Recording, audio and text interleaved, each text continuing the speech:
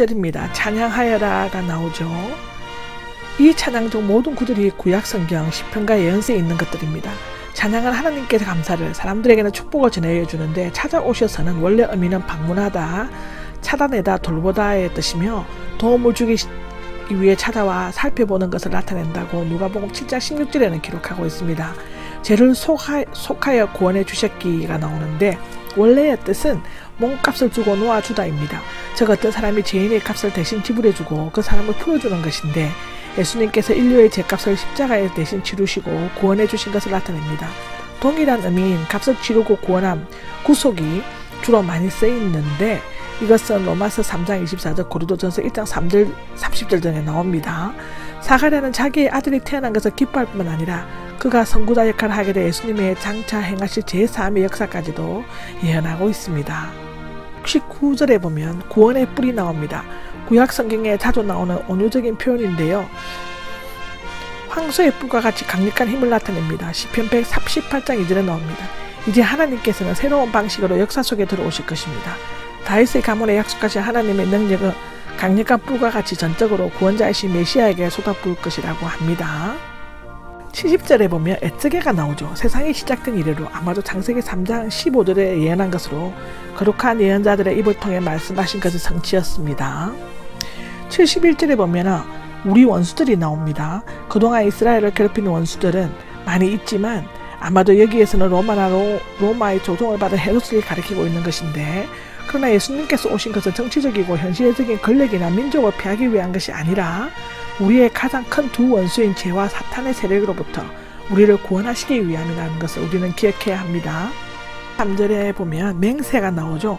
창세기 22장 16절에서 18절의 내용이며 그의 후손들이 원수들을 정복하고 아브라함의 순종으로 말미암아 온 세상이 축복받게 될 것이라는 것입니다.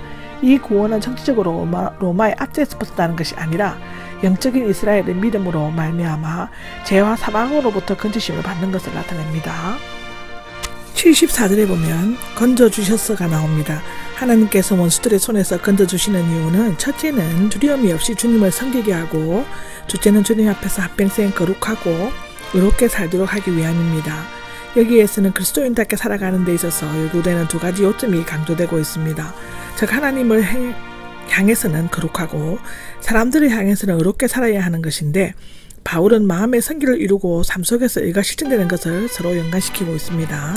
에베소서 4장 24절, 데살로니가 전서 2장 10절에 기록되어져 있습니다.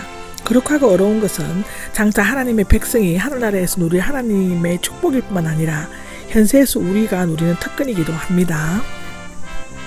76절에 보면 너 아가야가 나옵니다. 이제부터 찬송시에는 예언시로 바뀌는데 하나님의 메시아가 아닌 메시아의 선구자에 대해서 언급합니다. 예언자는 아기는 천사가 전해준 예언대로 주의 길을 준비하고 구원의 길을 전하는 예언자가 될 것입니다. 후에 예수님께서 세례자 요한을 예언자라고 하셨고 또 예언자보다 더 큰 예언자라고 하셨습니다. 77절에 보면 구원의 길이 나옵니다. 그리스도는 구원을 주시고 요한은 그 구원을 알게 하는 사명을 맡고 있습니다. 요한은 백성들로 하여금 메시아의 구원은 죄를 용서받음으로써 얻게 되며 하나님의 자비하심을 통해서만 주어진다는 것을 알게 하는 사명을 지니고 있습니다. 78절은 자비가 나오죠. 직역하면 은혜스러운 동정심입니다. 베드로전서 3장 8절, 야고보서 3장 11절에 기록되어져 있습니다. 도전해는 메시아 시대 또는 그리스도께서 오시는 것은 온유한 표현으로 여명, 떠오르는 태양을 의미한다고 말라기 4장 2절에는 말하고 있습니다. 이것은 해가 위로 떠올라서 아래로 비치는 것을 의미하는데 이로 말미암아 지금까지 죽음의 그늘에 앉아있던 사람들 평화의 길, 곧 자유와 샬롬에 이르는 구원의 길을 보게 될 것이며 하나님의 다스림을 받게 될 것이라고 합니다. 사가랴는 자신의 아들을 가장 높으신 분의 예언자로 찬송했을 뿐만 아니라 오시는 메시아에게도 영광을 돌렸으며 영광스러운 메시아 시대의 새벽 아침을 바라보면서 끝을 맺었습니다. 80절입니다. 자라나면서가 나오죠. 미완료 능동되는 몸이 정상적으로 계속 자라나고 있음을 나타냅니다. 영이 굳어졌으면 역시 미완료 시상이며 몸뿐만 아니라 영도 점차 강건해졌음을 나타냅니다. 이스라엘에게 나타날 때까지인데 메시아에 대해 공식적으로 선포할 때까지 기다렸다가 그가 사역을 시작할 때는 30세 즉 성인 유대인의 공식적인 가르칠 수 있는 나이가 쯤이었는데 아마도 연로했던 부모들은 어렸을 때 죽었을 것이며 요한은 헤브론 근처의 강야에서 살았을 것입니다. 한편 예수님은 나사렛에서 무슨 목수일을 도우면서 살았고 두 사람은 각기 이스라엘에서 나타나는 날을 기다리고 있었습니다. 아멘.